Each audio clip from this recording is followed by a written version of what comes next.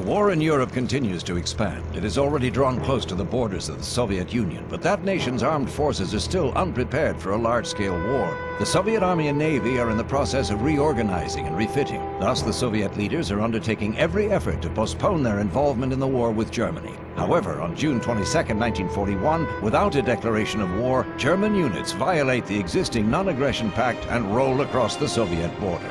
The aggressors are very strong, and using the element of surprise, win many victories in the border area. Soviet troops are compelled to retreat along the entire front. However, the Soviet soldiers' desperate resistance and the successful evacuation of the Soviet heavy industry to safety beyond the Urals disrupt the German High Command's plans. The Blitzkrieg bogs down, and the planned pace of advance by the German military slows. Key objectives become unachievable. The Germans continue on their way towards the capital, Moscow. The war, however, has become a bitter fight. For the first time since the onset of the war, Germany's defeat becomes a very real possibility. During the Moscow campaign, the balance of power has begun to tip away from the Axis favor. The German army suffers its first strategic defeat and loses all chances for a quick victory against the Soviet Union. The German and Italian advance in North Africa has also been brought to a halt. The Italian Navy is unable to dominate the Mediterranean, worsening supply and reinforcement problems for the Axis powers fighting nearby.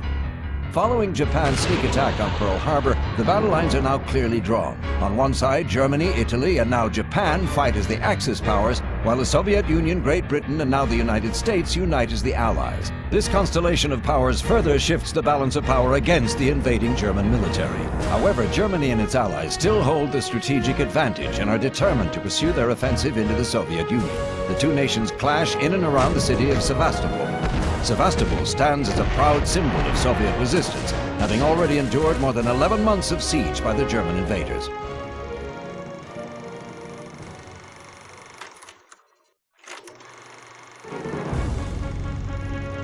The Axis powers are still trying to overcome their adversaries and achieve victory.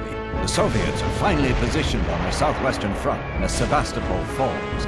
The Germans are now grinding their way on to Stalingrad. Japan launches an offensive in the Central Pacific region, while Rommel is trying to dislodge the Britons from Egypt with his battle-proven Africa Corps. But the resistance against the Axis is stiffening on all fronts.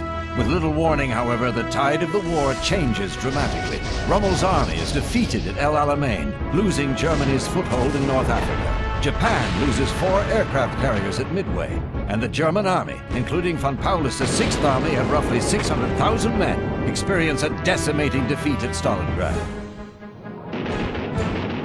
The course of war has changed dramatically as the aggressors are now on the defensive.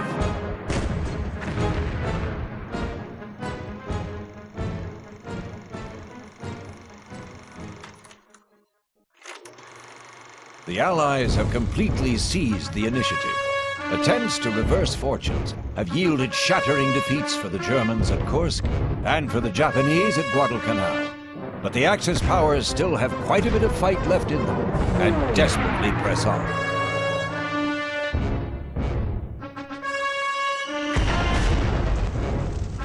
Having defeated the German army in Hungary, the Soviet command begins the last and decisive operation on the Eastern Front.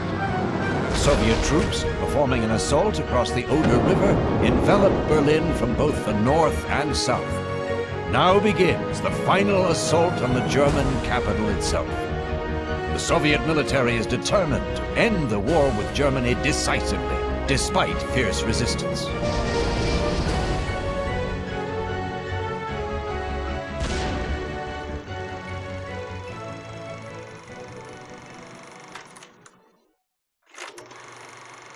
Having defeated the German army in Hungary, the Soviet command begins the last and decisive operation on the Eastern Front. The Soviet troops, performing an assault across the Oder River, envelop Berlin from both the north and south. Now begins the final assault on the German capital itself. The Soviet military, despite Germany's desperate resistance, manages to raise its victory banner over the German Reichstag. The once solid German front is no more. A historic meeting between the US and Soviet troops occurs at the Elbe River. The Germans' unconditional surrender is signed in Reims, France on May 7, 1945, forever commemorated as Victory in Europe Day. One key objective of this long and bloody world war is finally achieved. The Allies' joint actions have brought the war in Europe to a victorious conclusion. For many long years, the United States, the United Kingdom, and the Soviet Union fought jointly against the Axis. Now their enemies in Europe are finally defeated.